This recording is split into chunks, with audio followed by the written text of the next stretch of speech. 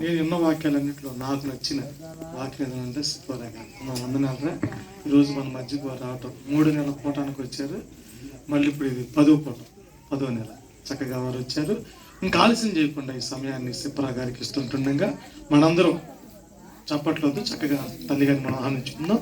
మనందరూ అటు కూర్చుంటే సమయాన్ని వస్తాం. సిస్టర్ గారికి ఇస్తాం. ఓకే రైట్, త్వరగా రైట్. అందరం గట్టిగా స్తోత్రం చెప్దాం. హల్లెలూయా హల్లెలూయా హల్లెలూయా. ప్రియ సహోదరి సహోదరులకి, అలాగే ఆహ్వానించిన దైవజనులకి, వేదికను అలంకరించిన దైవజనులకి అందరికీ కూడా నా హృదయపూర్వక వందనాలు తెలియజేస్తున్నానండి. అయితే దేవుడు మనందరినీ పరీక్షిస్తాడు కదా, ఎప్పుడు నిందలిచ్చే పరీక్షించడు, ఒక్కోసారి బిరుదులిచ్చి కూడా పరీక్షిస్తాడు. ఇప్పుడు నాకు అదే జరిగింది. నేను లాస్ట్ టైం వచ్చినప్పుడు చెప్పా కదా, నేను సేవకురాల్ని కాదు. మీ అందరికీ నా వందనాలు, హృదయపూర్వకమైన వందనాలు. నేను సేవకురాల్ని కాదు, దాసురాలు నడిపించారు. సేవకురాలు ప్రసంగికురాలు అంటుంటే నా గుండెల్లో రైళ్లు పరిగెత్తుతున్నాయి నిజంగా. ఓకేనా? నేను సేవకురాల్ని కాదు, నేను ఒక విశ్వాసిని. బైబిల్ గ్రంథంలో హేరోదు అనే ఒక వ్యక్తి ఉన్నాడు. అతనికి ఉన్న తలాంతును బట్టి, అతనికి ఉన్న వాయిస్ని బట్టి మరి మనుషులందరూ అతడు ప్రసంగిస్తే ఇక దూత స్వరమే గాని మానవ స్వరం కాదు అని అన్నాడు. మనుషులందరూ గణపరిచారు. ఓకే, ఒకవేళ దేవదూతలాగా, ఒక నిమిషం, దూత స్వరం లాగా ఉంది అనగానే ఆయన దూత? చెప్పండి, దూత కాదు, మనిషి. ఒకవేళ ఇన్ కేస్ ఒక గొప్ప స్థానంలో ఉండొచ్చు, ఒక చక్రవర్తి, ఒక మంత్రి, ఒక రాజు, ఏదైనా కావచ్చు. కానీ దూతకు తగ్గ ఘనతని, దేవునికి తగ్గ ఘనతని, సేవకుడికి తగ్గ ఘనతని, ఎవరి ఘనతని వారికే. అంతే తప్ప పొగడ్తలు ఫ్రీగా వస్తున్నాయి కదా అని తీసుకున్నావనుకో, అక్క మన కూడిద్ది తొక్క. కాబట్టి పొగడ్తలు ఫ్రీగా వస్తున్నాయని అస్సలు తీసుకోవాకండి. దేవుడు పరీక్షిస్తాడు, ఎప్పుడు నిందలిచ్చే పరీక్షించడు. లేనిపోని బిరుదులు ఇస్తాడు, లేనిపోని ఘనతలు ఇస్తాడు, లేనిపోని రెవరన్లని, బిషప్లని, ఆ థియాలజీ, గాడిద గుడ్డు, ఆ ఎలిఫెంట్ ఎగ్గు మొత్తం చేర్చి అప్పుడు చూస్తాడు ఆ మనిషి క్యారెక్టర్ ఏందా, లోపల ఉన్నదేందా అని. అర్థమైందా? లేనిపోని బిరుదులు మనకొద్దు. నేను అస్సలు సేవకురాల్ని కాదు. నేను మా సంఘంలో ఒక విశ్వాసిని. సిస్టర్స్ మీటింగ్ చూసుకుంటా శుక్రవారం ఉదయం పూట, అలాగే ప్రతి ఆదివారం సండే స్కూల్ చూసుకుంటా. అంతే తప్ప ఎక్కడైనా ఆల్ నైట్ అప్పుడు కొన్ని కార్టేజ్ మీటింగ్స్ అంటే గృహ కూడికలకి, కుటుంబ ప్రార్థనలు జరుగుతాయి కదా, అక్కడ మా సేవకుడు నన్ను వాక్యాన్ని పంచుకోవడానికి సమయం ఇస్తాడు. అప్పుడు నేను వాక్యం చెప్తా, వాక్యాన్ని ధ్యానించుకుంటాం. అంతే తప్ప నేను అస్సలు సేవకురాల్ని కాదు. ఈ విషయం మీ అందరికి వినిపించింది కదా. నెక్స్ట్ టైం వచ్చినప్పుడు దయచేసి దాసురాలు, సేవకురాలు, ప్రసంగికురాలు అనొద్దు ప్లీజ్. నేను చాలా బాధపడతా. ఓకేనా? సరే, అయితే దేవుని వాక్యాలోనికి వెళ్దాము. ఇప్పుడే మైక్ వచ్చింది అని ఎంతమందికి భయపడుతున్నారు? ఎంతమందికి భయం వేస్తుంది? ఎవరు భయపడొద్దు.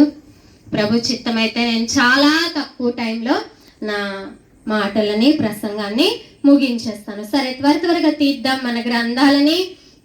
1 కొరింథీ పత్రిక 9వ అధ్యాయము 24వ వచనం. బైబిల్ గ్రంథం ఉన్న వాళ్ళందరూ కూడా మరి ఓపెన్ చేయండి. చదువు వచ్చినా రాకపోయినా దాన్ని తీసి ఉంచడం మంచి పద్ధతి.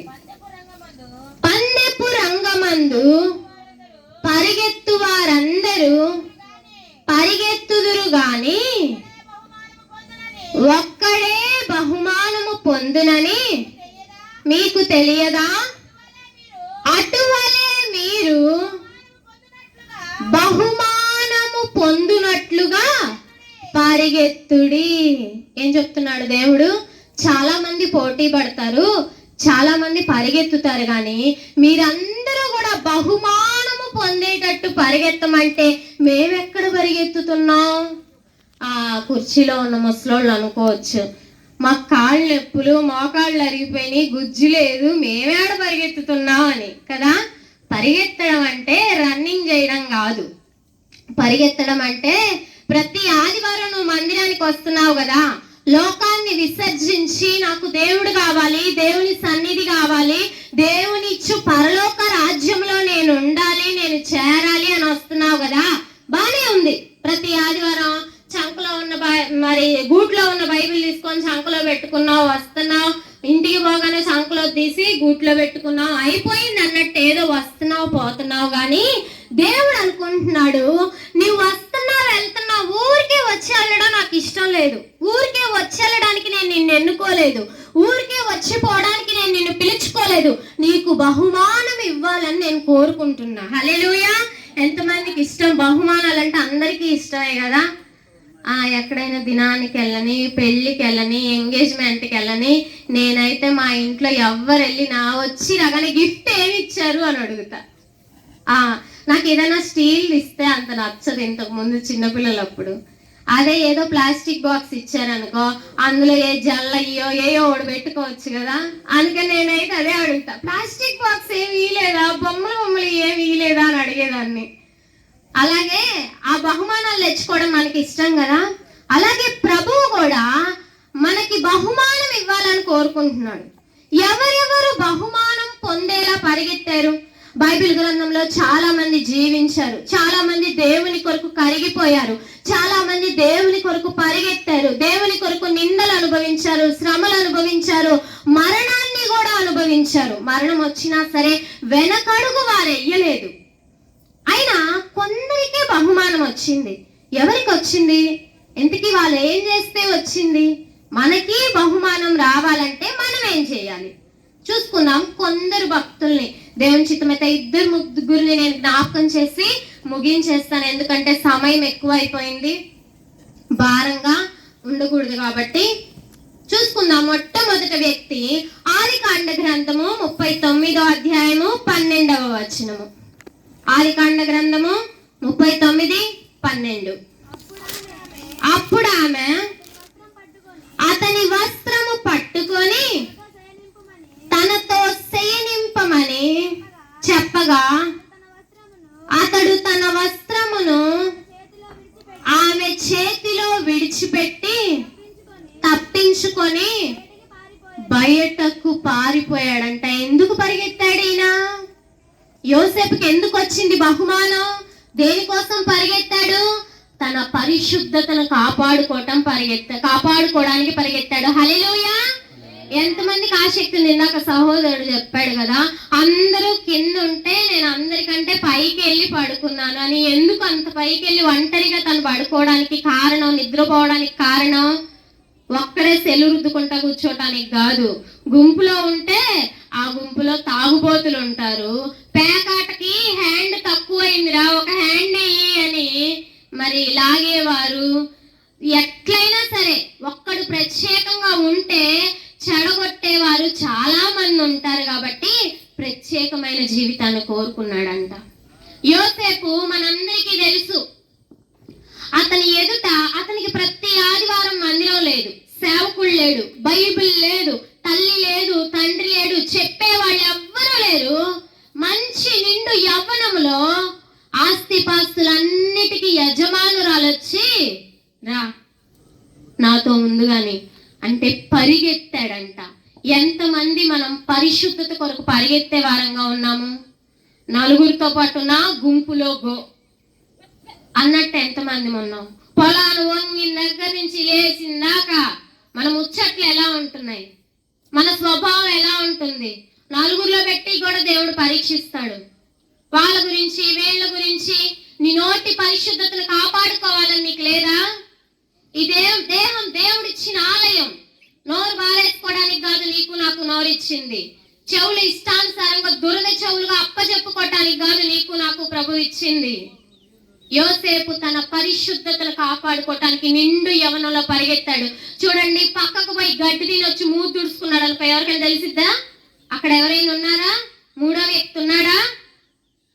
సరే, పరిశుద్ధతను కాపాడుకోవటానికి పరిగెత్తాడు. వెంటనే నువ్వు గావనా, శబాష్ బేటా, నువ్వు గావనా, పరిగెత్తావు నిండు యవ్వనంలో. దేవుని దృష్టికి నువ్వు మరుగై ఉండలేదని, దేవుని దృష్టికి నువ్వు కనిపిస్తున్నావని, నీ పరిశుద్ధతను కాపాడుకున్నావని పూల హారాలు ఏమైనా తెచ్చేశారా? ఎలా చెయ్యని నిందలేశారు.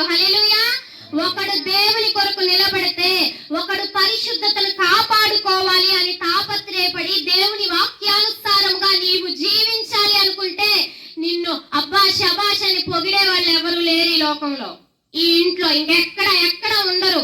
నిందలే వస్తాయి, అవమానాలే వస్తాయి, శిక్షే వచ్చిద్ది. తప్పు చేయని దానికి చాలా మంది రోషపడతా ఉంటారు. నేను చేస్తే నన్ను అనాలా, చెయ్యకుండానే నన్ను అన్నారు, చెయ్యకుండానే నా మీద వేశారు అని ఊగిపోతా ఉంటాం, కోపంతో రగిలిపోతా ఉంటాం కదండి. చెయ్యకుండానే నీ ముందున్న భక్తులందరి మీద వేసింది, మన వెనుకున్న భక్తులందరి మీద వేసింది చెయ్యకుండానే. చేస్తే వేసేది కాదు లోకం.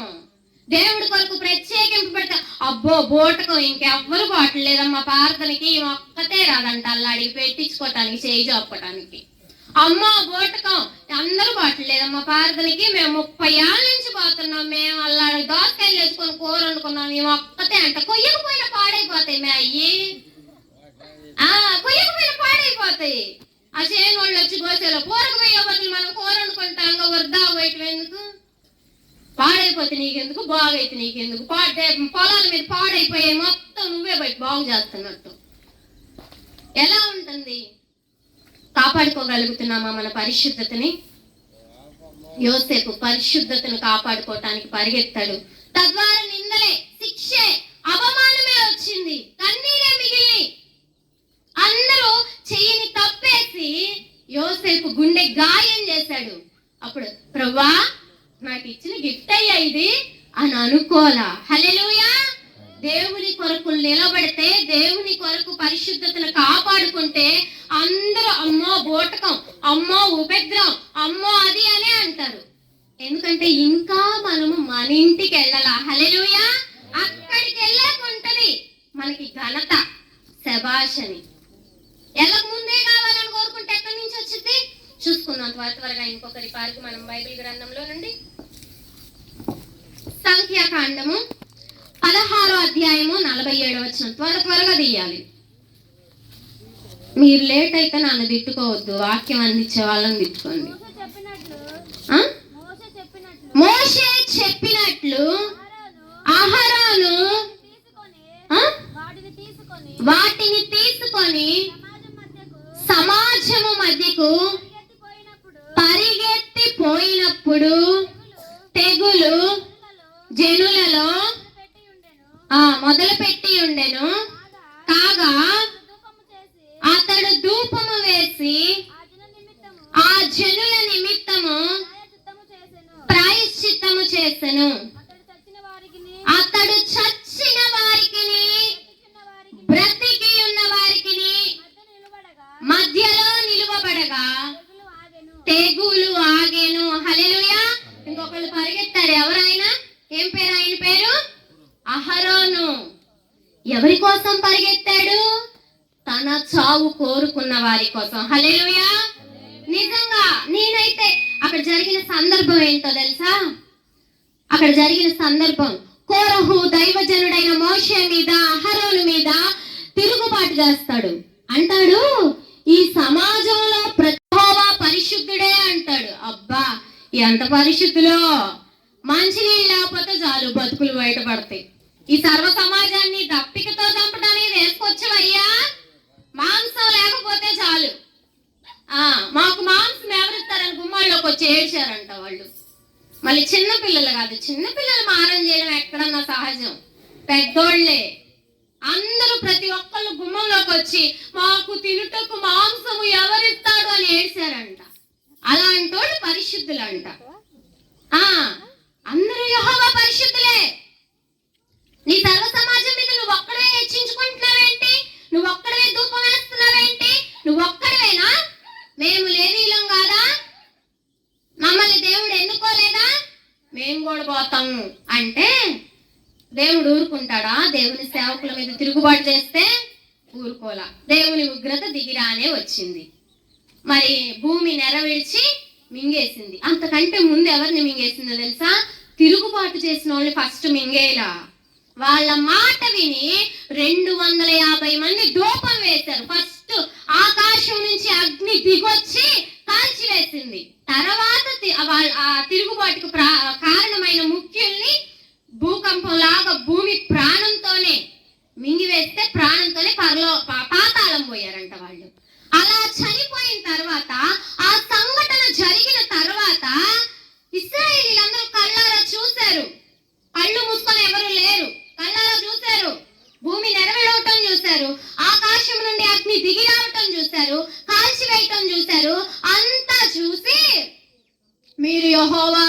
చంపారు అంటున్నారు. మోషే అహరోను పెట్రోల్ పోసి ఏమైనా తగలబెట్టారండి? లేదంటే సజీవ సమాధి ఏమైనా చేశారా వాళ్ళ ముగ్గురిని? అరే సాక్షాత్తు దేవాది దేవుడి ఉగ్రత దిగి రావటం కళ్ళారా చూసి, ఒక సామెత ఉన్నది చూడు, ఎలికి తోక తెచ్చి ఏడాది ఉతికినా నలుపు నలుపే గాని ఏం కాదంట, తెలుపు కాదంట.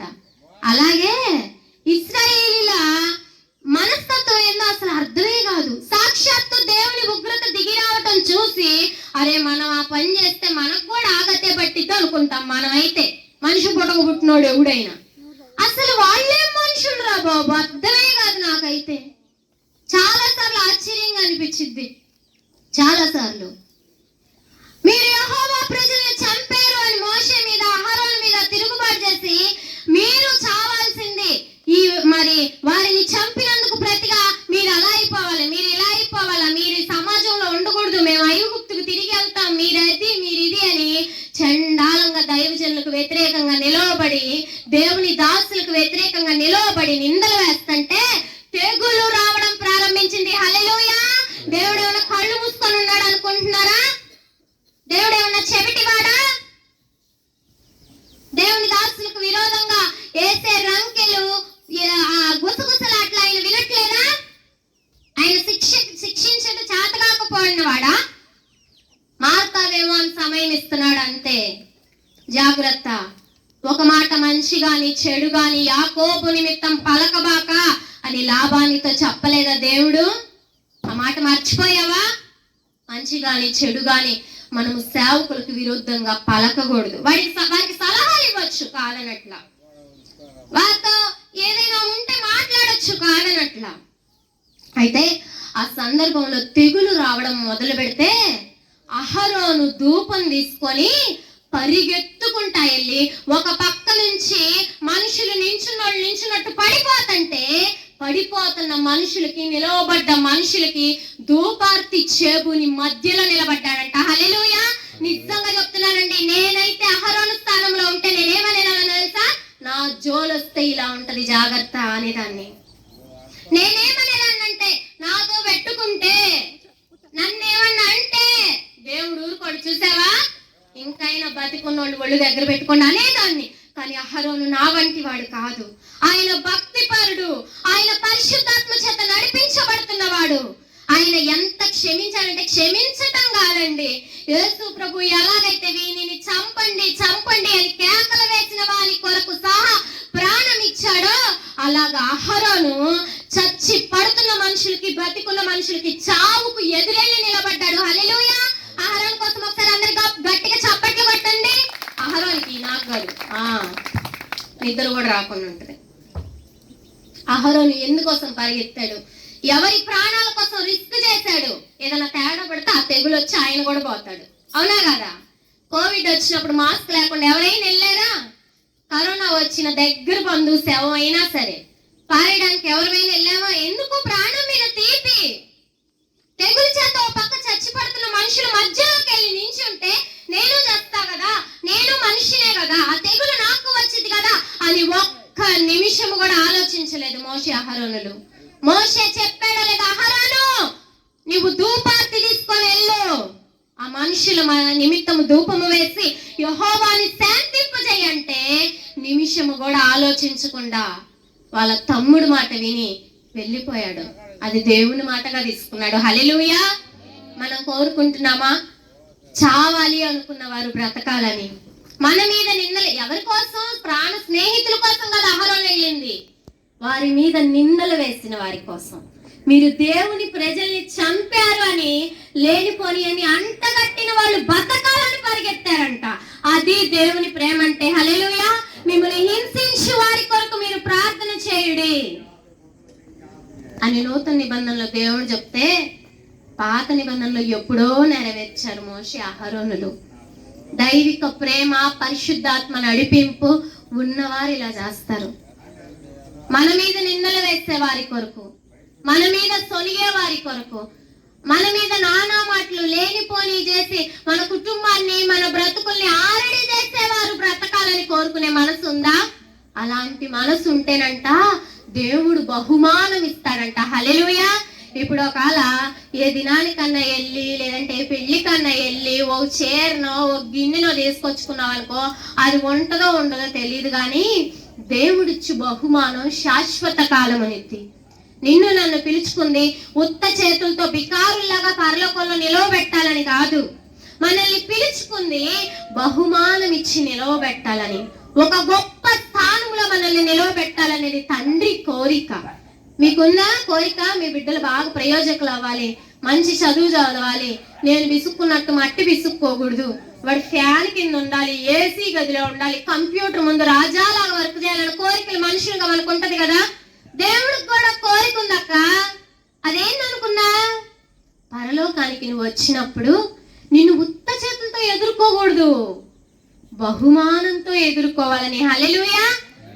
మనం బహుమానం పొందాలంటే ఇద్దరు వ్యక్తుల గురించి చెప్పాము. ఒకటి పరిశుద్ధతను కాపాడుకోవాలి, రెండు మనల్ని హింసించేవారు బ్రతకాలి అని కోరుకోవాలి. సంఖ్యాకాండము 25వ అధ్యాయము 10వ వచనం చూద్దాం. ఈ ఒక్క వ్యక్తిని గురించి నేను చెప్పి ముగిస్తాను, ఎందుకంటే సమయం చాలా అయిపోయింది. అప్పుడు యెహోవా మోషేకు ఈలాగు ఆజ్ఞ ఇచ్చెను. యాజకుడైన అహరోను మనవడును ఎలియాజరు కుమారుడైన ఫినెహాసును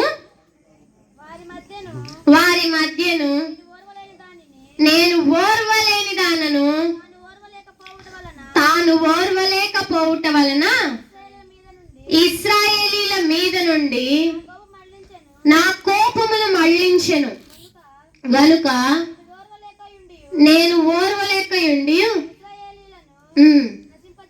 నశింపజేయలేదు. చాలు. ఇక్కడ ఒక వ్యక్తి గురించి చదువుకున్నాం, ఫినెహాసు. ఏది చెప్పండి అందరు ఆ పేరు, ఫినెహాసు. ఒక చక్కని పేరు. ఎవరయ్యా ఈ ఫినెహాసు? ఈయనేమన్నా ఒక యాజకుడా? కాదు. ఒక నాయకుడా? కాదు. ఒక న్యాయాధిపత? కాదు. ఏది కాదు, అందరిలో ఒకడు. హల్లెలూయా. అందరిలో ఒకడు, సామాన్యుడు. పాపం జరుగుతుంటే ఏం జరిగిందో తెలుసా? ఇశ్రాయేలీల్ని ఎలా ఓడించాలి, ఎలా పడగొట్టాలి, ఎలా నశింపజేయాలనేది తెలియక మోయాబు రాజు, మొత్తం చెప్పుకుంటే చరిత్ర చాలా అవుతుంది, ఒక ప్లాన్ వేస్తాడు.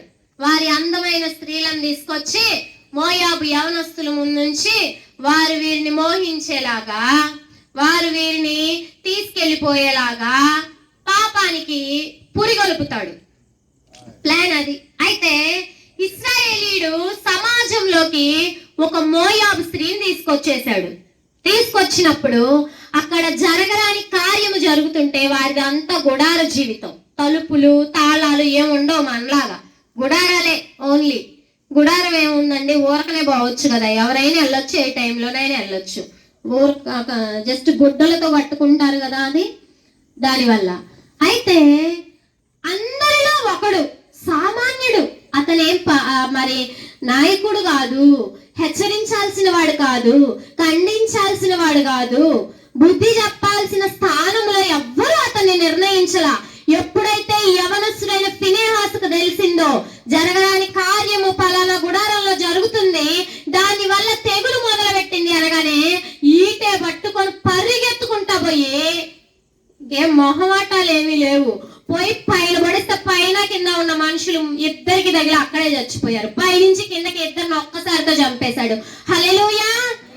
అంటే ఓర్వలేకపోయాడు దేవుడు ఓర్చలేని కార్యాన్ని. బయటకు వచ్చాక క్లాస్ బీకేదేంది, బయటకు వచ్చాక ఏదో ప్రాయశ్చిత్తం చేసేదేంది, బయటకు వచ్చాక నిలబెట్టే రాళ్ళతో కొట్టేదేంది అనుకోలా. ఎవరతను? ఖండించిన వాడు ఎవరు?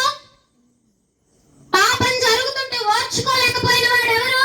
అందుకే నూతన నిబంధనలో చెప్పబడి ఉంది, మీరు ఒకరినొకరు ఏం చేసుకోవాలంటే హెచ్చరించుకోవాలి, ఒకరినొకరు పురికొల్పుకోవాలి, ఒకరినొకరు గద్దించుకోవాలి అని ఆజ్ఞ ఇప్పుడు చెప్తే, ఫినెహాస్ అయితే జరుగుతున్న కార్యాన్ని ఓర్చుకోలేకపోయాడు. పాపాన్ని ఖండించడానికి నిమిషం కూడా ఆలోచించలా, పరిగెత్తుకుంటూ వెళ్ళాడు. తర్వాత అయిపోయిన తర్వాత నిన్నెవరు ఈ కార్యం చేయడానికి నిన్నెవరు నిలబెట్టారు? నువ్వేమన్నా న్యాయాధిపతివా? నువ్వేమన్నా మోషేవా? నువ్వేమన్నా అహరోనువా? నువ్వేమన్నా కనీసం యోషువావా అని అడుగుతారేమో అని ఒక్క నిమిషం కూడా ఆలోచించలా. హల్లెలూయా.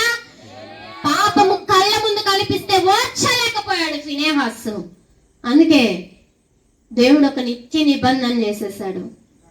ఒక ఆయన పరిగెత్తాడు.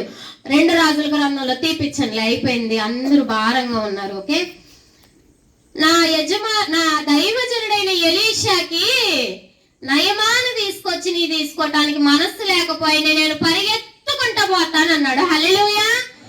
దేనికోసం పోయాడు పరిగెత్తి గెహజీ గారు? దేవునికి విరుద్ధంగా ఆస్తి సంపాదించుకోవటానికి, దేవుడికి అయిష్టమైన సొమ్మును కూడగొట్టుకోవడానికి. అదేంది? ఆ దేవునికి అయిష్టమని ఎక్కడ రాశారు? ఎక్కడ రాసేది ఏంది? దేవుడికి ఇష్టమైతే అది సక్రమమైందే అయితే దైవజనుడు ఎందుకు వద్దంటాడు?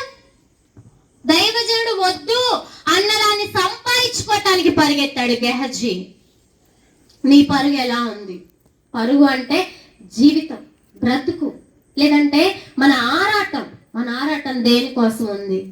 నెలలో ఒకసారి ఆరాధన ఇస్తారనుకో, ఆ నెలలో ఆ ఒక్క ఆరాధన, ఆ ఒక్క ఆదివారం మందిరం కళకళలాడిపోతా ఉంటది. మిగిలిన ఆదివారం సగం మంది అమ్మలు ఉండరు, సగం మంది జనాలు ఉండరు. ఏడిపోతారు? ఎటు ఆరాధన కూడా లేదుగా పాపానికి. జాగ్రత్త. దేవునికి విరోధమైన త్రోవలో సంపాదించడానికి పరిగెత్తవాక అదేమైందంట? చిల్లు సంచిలో వేసినట్టు అయింది. ఇంకా 2 వ్యక్తులు ఉన్నారు, కానీ భారంగా ఉన్నప్పుడు చెప్తే ముందున్నది కూడా పోద్ది. కాబట్టి నేను ఇంతటితో ముగిస్తున్నాను. బహుమానం పొందటానికి ఎలా పరిగెత్తాలంట? పరిశుద్ధతను కాపాడుకోవాలి. 2, నాకేం గుర్తు, అదిగో నువ్వే ఏడు, ఇప్పుడు దాకా ఏడ్చినువుగా అన్నట్టు పెట్టారు మొహాలు. ఏడుకోబోయింది. చాలాసార్లు అంతే. వాక్యం అసలు భలే చెప్పారబ్బా. అక్కడ ఏం చెప్పారో గుర్తులేదు, కానీ సూపర్ చెప్పారు. అదే అలా అప్పుడెప్పుడో ఈ మధ్య కాలంలో డోకరా గ్రూప్ వాళ్ళు మీటింగ్ పెట్టారు. మీటింగ్ కోసం బస్సులు పెట్టి మరి అక్కడికి ఎక్కడికో తీసిపోయారు కదా. ఆ బస్సులో ఒక అక్క ఏం చీర కట్టుకుందంటే ఇప్పటికి కూడా లోతు పాలు వేసుకోకుండా కట్టుకుంది ఆ పిల్ల. అడుగుతున్న పాలు కూడా మనం ఎంత బాగా చెప్తామో. అవన్నీ హార్ట్ క్లాసులు అలా నిలిచిపోతాయండి. అది ఏందో దరిద్రం, నాకు అర్థం కాదు. దేవుని వాక్యానికి మనసు ఉండట్లా, చోటు ఉండట్లా మనకి.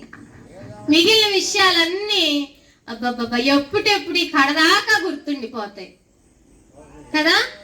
దేవుని వాక్యానికి మనం చోటిద్దాం, వాక్యాన్ని మోసుకెళ్దాం. మీకు తెలుసా, నూతన నిబంధనలో తీయొద్దు ఎవరు. 2 తిమోతి 2:2లో నా వలన వినిన సంగతులని బోధించుటకు నమ్మకమైన వారిని నువ్వు ఎన్నుకో అని చెప్తాడు తిమోతికి. వినిన సంగతులు తీసుకెళ్ళి కొంతమంది బయట బోధించేవారు కావాలంట సంఘానికి. ఎప్పుడైనా వాక్యం తీసుకెళ్ళి ఎవరికైనా చెప్పావా? మనకే గుర్తుండదు. చదువుతా ఉన్నప్పుడే ఇందాక ఏం చెప్పామంటే అలా మనం ఉండకూడదు. మన హృదయంలో వాక్యానికి స్థానం ఉండాలి. అది దేవుడు కోరుకుంటుంది. అట్టి కృప మనందరికీ దేవుడు దయచేయను గాక. ప్రార్థన చేసుకుందాం. చిన్న మాట ప్రార్థన చేసుకుందాం. ఇప్పటికీ సమయం ఎక్కువైపోయింది. చిన్న మాట ప్రార్థన చేసుకుందాము. ఇప్పటిదాకా దేవుని స్వరాన్ని నువ్వు విన్నావు. నీ స్వరాన్ని వినాలని ఆయన ఆశపడుతున్నాడు. నీ జీవితము, నీ పరుగు, నీ ఆశ, నీ ఆరటం దేని కొరకు? నశించిపోయేదాని కొరక? గతించిపోయేదాని కొరక? దేవుని కొరకు పరిగెత్తిన వారికి ఏమి తక్కువ కాల. నన్ను ప్రేమించు వారిని నేను ఆస్తికర్తలుగా చేస్తానన్నాడే, ఆ వాక్యాన్ని మర్చిపోయావా? ఆ వాక్యాన్ని విడిచిపెట్టావా? దేవుని ప్రేమించి నీవేమైనా చేస్తే నీకు నాకు ఏది తక్కువ చేయడు ఆయన. సమృద్ధి, సకల సమృద్ధి, సర్వ సంపదలు ఆయనలో ఉన్నాయి. ఎన్ని ఆదివారాలు ఎగ్గొట్టేసి పరిగెత్తావు కూలి పని కోసం. గెహజీ వలె నువ్వు పరిగెత్తవాక. దేవుని మందిరానికి పరిగెత్తే పాదాలు నీకున్నాయా? దేవుని కొరకు పరిగెత్తే పాదాలు నీకున్నాయా? ప్రార్థన చేయి. తండ్రి, నన్ను క్షమించు. ఎన్నో ఆదివారాలు నేను నిన్ను ఆరాధించకుండా, నీకు ప్రాధాన్యత ఇవ్వకుండా, లోకం కొరకు వెంపర్లాడుతూ పరిగెత్తనయ్యా, నన్ను క్షమించని అడుగు. నోరారా తెరిచి నీ స్వరాన్ని వినిపించు. విశ్వసింహాసనాసీనుడైన ఆయన తగ్గించుకొని వచ్చి నీ దగ్గర చెవుబెట్టాడు తెలుసా. నీ నోటి మాటలు వినాలని, వాటిని ఆమేనని పలకాలని ఆశపడుతున్నాడు. అడుగు, ఈ రోజు నుండి ప్రభు నీ కొరకు పరిగెత్తే భాగ్యము నాకు దయచే. బహుమానము పొందినట్టుగా పరిగెత్తే భాగ్యము నాకు దయచే. అహరోను తన మీద నిందలు వేసే వారి కొరకు ప్రార్థన చేశాడయ్యా. నాకు ఆ మనస్సు ఇవ్వు, నాకు అట్టి ఆత్మీయత ఎదుగుదల ఇవ్వయ్యా. నన్ను నిందించే వారి కొరకు, నన్ను దూషించి ద్వేషించే వారిని క్షమించి వారు రక్షణ పొందాలి, వారు బాగుండాలని కోరుకునే ఆత్మీయ ఎదుగుదల నాకు దయచేయ్యా. అట్టి బుద్ధి నాకు ప్రసాదించయ్యా. అయ్యా, ఫినెహాసు అందరిలో ఒకడై ఉండి పాపము జరుగుతుంటే ఊరికే ఉండకుండా ఖండించాడు దేవా. నిత్య నిబంధనకు తండ్రి పాత్రుడయ్యాడు దేవా. సహాయం దయచే. ఈ రోజు ఇంట్లో వాళ్ళు చేస్తుంటే ఖండించలేని దౌర్భాగ్యమైన స్థితి.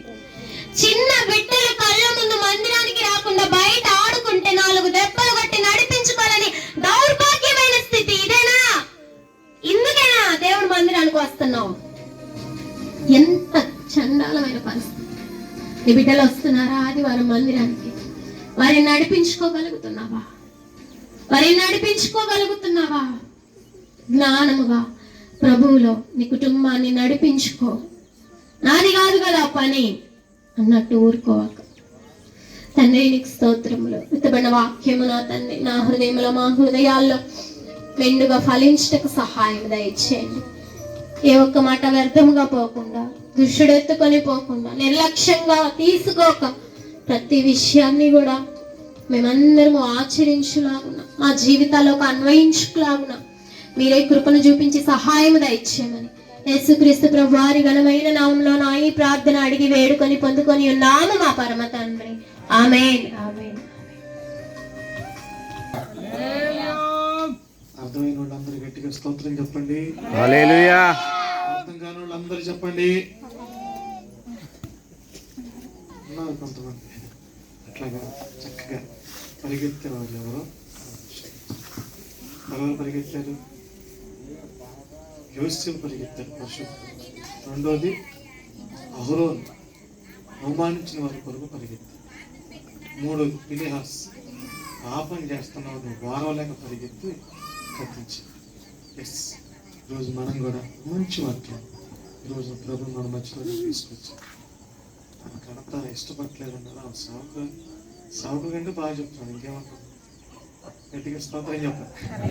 హల్లెలూయా. నాకు నేనేమో సావుకు అనుకుంటున్నా. వాళ్ళ అన్నయ్య గారు మొన్న అనీషా గారి తమ్ముడు కొడుకు పుట్టినరోజుకి వెళ్ళాం. వెళ్తే ఆ ఊరంటే నాకు భలే ఇష్టం. ఎందుకంటే అక్కడ ఇళ్ళన్నీ బాగుంటాయి. సంఘ ఆరాధన ఎట్లా ఉంటుందంటే 12 అయినా కూర్చుంటారు. ఒకళ్ళ కథ 5 మొన్న 1 గంట అయింది కదండి. 1 గంట అలాగే విన్నారు వాక్యం. ఎవరు మాట్లాడటానికి 15 మంది 20 మంది పాస్ స్టేజ్ మీదే ఉన్నాం. నాకు ఆశ్చర్యం వేసింది. నాకు మైకిచ్చబడికే 11 అయిపోయింది. అప్పుడు కరెంటు పోయింది. అప్పుడు పావుగంట చెప్పాను. అయినా కూర్చున్నారు, బాగా విన్నారు. ఏంటమ్మా అంటే వాక్యం అయ్యా చెప్పండి. ప్రతి పాస్టర్ చెప్పారు. ఆ రోజు నేను కొద్దిగా తొందరలో కరెంటు పోయింది. కరెంటు పోయినప్పుడు ఒక చిన్న మిస్టేక్. దావీదుకి యెషయాకి 8 మంది కుమారులు, 2 అక్కలు. దావీదు అన్నదమ్ముల సంఖ్య యెషయాకి. ఆ విషయంలో ఒక అక్క అని చెప్పి వదిలేశాను అభిషేకం. ఆ పాయింట్ పట్టుకొని వచ్చాడు అన్నయ్య. నేను భోంచేస్తుంటే వచ్చి పాస్టర్ గారు మీరేమనుకోవద్దు అని. అది చెప్పండి పర్లేదు, మీరేమనుకోమాకండి. ఏమనుకొని చెప్పాయి. దావీదుకి అక్కలు 2 తప్పదు. ఫీజు అవుట్ అయింది. కరెక్టే, 2 తెలుసు అయితే ఉంది. కానీ నేను మెసేజ్ చేసింది ఎంతమందిని? ఒక్కడిని. అప్పుడు అనిపించింది జాగ్రత్తగా మాట్లాడాలన్నమాట. అంత పెద్ద సభలో అంత సేవకుల మధ్య ఒక్క మాట మిస్ అయినా చక్కగా ఎత్తుకుండి వచ్చినట్టు చెప్పి మీ అన్నయ్య గారు అనుకుంటుగా అన్నయ్య సేవకుడు 3 సంఘాలకి కూర్చున్న పరిచర్య అనంతపురంలో చేస్తాం. గట్టిగా స్తోత్రం చెప్పండి. గట్టిగా చెప్పండి. అంత సేవకుడు కాబట్టి వాళ్ళ ఇంట్లో ఉన్న వాళ్ళ చెల్లి గారు చక్కగా ప్రసంగికురాలు కాకపోయినా, దైవ సేవకురాలు కాకపోయినా పేరుకు తగ్గట్టుగా పేరు భక్తుడు అంటాడు, దావీదని పేరు పెట్టుకున్నాడట, ఊరికి భయపడిపోతున్నాడట. పేరేనే తీసి నీ బతికైనా మార్చుకో. దావీదు ఎట్టంటో తెలుసా? దేవుడి హృదయాంశ. మన పేరుకు తగ్గట్టు మనం జీవించాలి. నాన్న థ్యాంక్ యూ అండి, ఏమన్నా కూడా ఇట్లా సేవలు ఉంటాను. చాలా వందనాలు, చక్కగా చెప్పావు సోదరి. ఒకసారి ఆమె కోసం కాదు కానీ ఆమెను వాడుకున్న దేవుడికి చప్పట్లు కొట్టి దేవుడి నామాలు. ఇంకేనా? గట్టిగా hallelujah, hallelujah. Okay, thank you. ముందుగా ఎలీషా అన్న సాక్ష్యం చెప్పారు. అన్నయ్య కూడా కొద్దిగా మంచి సాక్షి, గుర్తుమైన సాక్షి. ఎవరు పాడైపోయి ఆయన దేవుడు ప్రత్యేకపరిచి ఈ రోజున అద్భుతంగా వాడుకుంటున్నాడు. నందిగంలో వడ్లమాలలో కూడా మీరు పరిచయం చేస్తారు. వడ్ల మన అమరావతి కూడా పరిచయం బాగుంటుంది అన్న. మీకు కూడా వందనాలు. మరి ముఖ్యంగా నేను ఫైనల్కి వచ్చేసాను. ఇంకా నేను ఇబ్బంది పెడుతున్నాను. ఈ రోజున తురిమెళ్ళ చెన్నేశ్వర గారి కుమారుడు పెద్ది బావ అంటారు, వాస్తవంగా పేరు చంచారావు గారు. చంచారావు గారు వారి సతీమణి మరీలా గారు. ప్రతి కూటానికి కూడా ప్రతి ఒక్కరు మాస్టర్ గారు మీరు భారం 2 విధాలుగా నన్ను గౌరవించి చక్కగా ఈ నెల మేము తీసుకున్నామని చెప్పి నాకు ఫోన్లో చేశారు. ఒక సేవకుడు ఏమన్నాడంటే, అన్నదానం కన్నా, వస్త్రదానం కన్నా, పుత్రదానం, ఏ దానాలు కన్నా కానీ సువార్త దానమే. ఎందుకంటే ఇలాంటి మాటలు మనం వినటం వల్ల, చెప్పడం వల్ల కొన్ని కుటుంబాలు కొంతమంది అయినా ప్రభుని తెలుసుకున్నప్పుడు అక్కడ నీకు బహుమానము ఉంటుంది. మరి ఎంత అయితే ఇప్పుడు ఖర్చు పెట్టారో, మరి ఎంత అయితే చేశారో దానికి తగ్గ బహుమానము దేవుడు వారికి, వారి కుటుంబాలకి దయచేయను కాక. ఎంత మంచి వాక్యాన్ని వినిపించారు. కాబట్టి వారి ఇక్కడికి రావాలి. ఏది పెద్దబాబు గారు మరీలా గారు రండి, వారి కొరకు మనం ప్రార్థన చేద్దాం. ఇలాంటి కార్యక్రమం ఆకాయ ఒకసారి చప్పట్లు కూడా దేవుడు నామని. ఆ రోజు ఏం తినడో గుర్తుంది. ఏడు మొక్కలు కొని కదా, ఏడు మొక్కలు ఏజు రక్తమేంటి తప్పదు చెప్పాలి. మరి చాలా ప్రార్థన చేద్దాం. అక్క ప్రేమ, మంచి కాఫీ ఇస్తారు, చక్కగా ప్రేమిస్తారు. వారి కోసం మనం కుడి వస్తాను పైకి. సేవకుడిగా నన్ను ప్రేమించి, ఇదిగో ఈ సభను ప్రేమించి, దేవుని వాక్యం అంటుంది కదా, ఈ సువార్త, ఈ వాక్యం ఎంతైతే విన్నారో, ఇదిగో దేవుడు ఒక బహుమానం ఇవ్వటానికే నువ్వు పరిగెత్తుతున్నావు. మనకు దేవుడు బహుమానం ఇస్తాడు. నువ్వు ఎంతైతే హెచ్చించావు, ఎంతైతే ప్రయాసపడ్డావు, మరి కుటుంబానికి దిగుడి వస్తాను పైకి ఎత్తున. దయచేసి ప్రార్థన చేద్దాం, మనందరం ప్రార్థన చేద్దాం. మన మధ్యలో ఉన్న కుందుర్తి నుంచి వచ్చిన ఎలీషా సాక్ష్యం చెప్పిన దైవ ఎలీషా ప్రార్థన చేస్తాం. స్తోత్రములు దేవా, సకల ఆశీర్వాదాలకు కారణభూతుడానికి స్తోత్రాలయా. మరి ఈ కూటాన్ని ఇంత ఘనంగా మీరు జరిగించినందుకు మీకు వందనాలయా. ఒకసారి నిలబడ్డ బిడ్డను మీరు జ్ఞాపకం చేసుకునండి అయా. తన అవసరాల అక్కర్లు మీరు తీర్చండి. తన కుటుంబంలో ఎవరైనా నిన్ను గుర్తెరగక ఉన్నారేమో నా తండ్రి, వాళ్ళు గుర్తెరిగి నీ పాదాలు పడటానికి సహాయం చేయండి. వాళ్ళు కూడా రక్షణ పొందడానికి సహాయం చేయండి దేవా. అయా తన వారి యజమానుల్ని దర్శించండి, తన కుమారులను దర్శించండి, కుమార్తెలను దర్శించండి, తన బంధుమిత్రులను కూడా మీరు దర్శించండి. అందరంతటా నిన్ను గుర్తెరగాలి నా దేవా. ఆ కుటుంబాన్ని మీ చేతుల్లో వెత్తి పట్టుకోమని మేము ప్రార్థిస్తూ, అయా మరి వాళ్ళు ఎంతైతే ఖర్చు పెట్టారో అంత రెట్టింపు దీవెన ఆశీర్వాదాలు సమృద్ధిగా కుటుంబానికి మీరు అనుగ్రహించి నీ నామానికి మహిమ తెచ్చుకోమని మేము ప్రార్థిస్తూ, యేసు సర్వశక్తి కలిగిన నామమున అడిగి వేడుకొని ప్రార్థిస్తున్నాము మా పరమ తండ్రి, ఆమేన్. ప్రతి నెలంతర కోటాలు మనం పెడుతున్నాం. ఈ సభ ఇంతగా జరగటానికి కారణం ఏంటంటే ముఖ్యంగా మీరే. అమ్మా ఆమకాలు మీరు కూడా పెట్టారు, మరి తర్వాత మేము పెట్టామని చెప్పలేదు అన్నమాట. అందరూ పెట్టారు, అందరిలో తిన్నాం. గట్టిగా స్తోత్రం చెప్పండి, హల్లెలూయా. ఇట్లాగే గుర్రపంలో కూటం పెట్టి ఆ ఒక గురించి చెప్పి మిగతా గురించి చెప్పలేదు. వాళ్ళందరూ పొద్దున్నే మానేశారు. అట్లా అందరూ పెట్టారు, అందరి దగ్గర తిన్నారు. పరిస్థితి ఏంటంటే ఈరోజు వాళ్ళ దగ్గర గురించి ఒకసారి మనందరం చిన్న ప్రార్థన చేద్దాం. ఈ నెలంతర కోట మన సంఘంలో, మన గ్రామంలో ఒక ముగ్గురుతో ప్రారంభం చేశారు. ఫస్ట్ రోజైతే ఎవరు లేరు, మందిరంలో పెట్టాం. చాలా బాధపడ్డాం. ప్రభు పెట్టమని ప్రతి నెలంతర కోటాలు పెట్టు సాల్మానని. సభ జరగట్లేదయ్యా, కొన్ని కుటుంబాలు ఉన్నాయి ప్రభు. ఉపవసించి ప్రార్థన చేస్తున్నప్పుడు ప్రభు ఇచ్చిన డేట్ ఇది. ప్రతి నెల 1 నెల నువ్వు కూటం పెట్టేసేయాలి. ఎట్లా పెట్టిన ప్రభు, నా వల్ల కావట్లేదు, చిన్న సంఘం కానుకలు కూడా లేవు, ఒకటి పిలిచి ఏం చేయగలను, నువ్వు ముందుకెళ్ళు. 3 స్టార్ట్ చేసి మందిరంలో 2 నెలలు పెట్టాం, 3 నెలలు బయటకు వచ్చేసి అప్పటి నుంచి దేవుడు అద్భుతంగా జరిగిస్తున్నాడు. ప్రతి నెల భోజనాలు దేవుడు జరిగిస్తున్నాడు.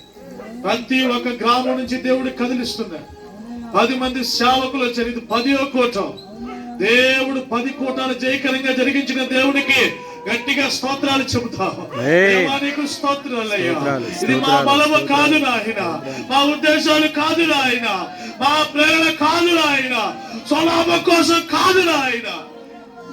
ఈ కోటాల వలన 2 బాప్తీసాలు పొందారు నాయన.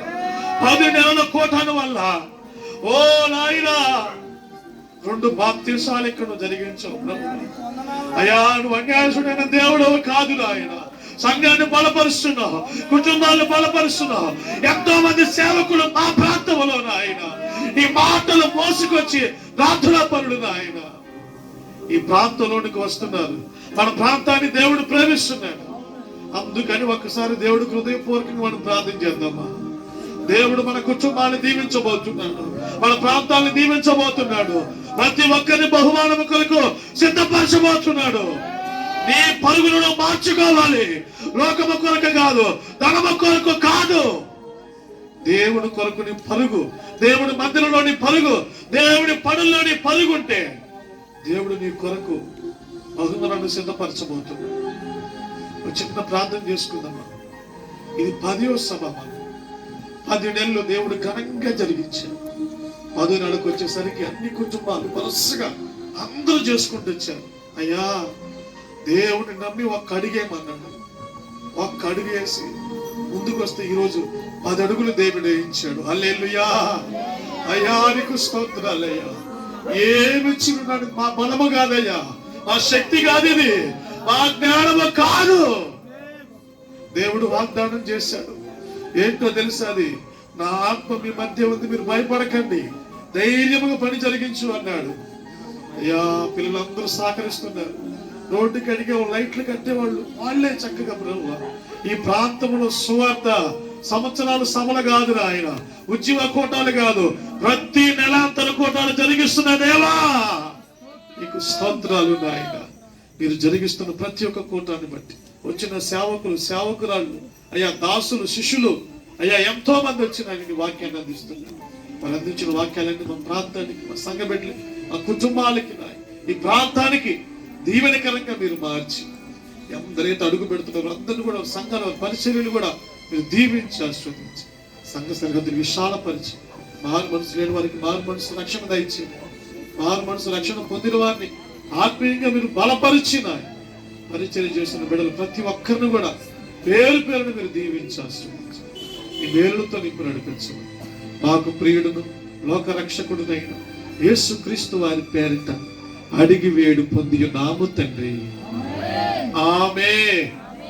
మన తండ్రి అయిన దేవుని ప్రేమ, కుమారుడైన యేసుక్రీస్తు వారి కృప, పరిశుద్ధాత్మ దేవుని అన్యోన్య సహవాసము, సమాధానం ఇప్పుడు ఎల్లప్పుడూ కూడి ఉన్న మనకును సకల పరిశుద్ధులకును వాక్యం అందించిన తన దాసురాలకును స్టేజి మీద అలంకరించిన బిడ్డలందరికీ కూడి ఉన్న మనకును ఇప్పుడు సదా నిరతము తోడై ఉండి మన పరుగు పందెములు దేవుడి వైపే పరిగెత్తుదుము గాక. ఆమేన్. యేసు రక్తమేచి, ప్రభు యేసు రక్తమేచి, ప్రభు యేసు నామముకు రక్తము సంపూర్ణ పరిపూర్ణ విజయము కలుగును గాక. హల్లెలూయా. విడాలుగా దీవించును గాక. తురిమెళ్ళ మేరుబాబు గారు చర్చి యవనస్తులు కొంచెం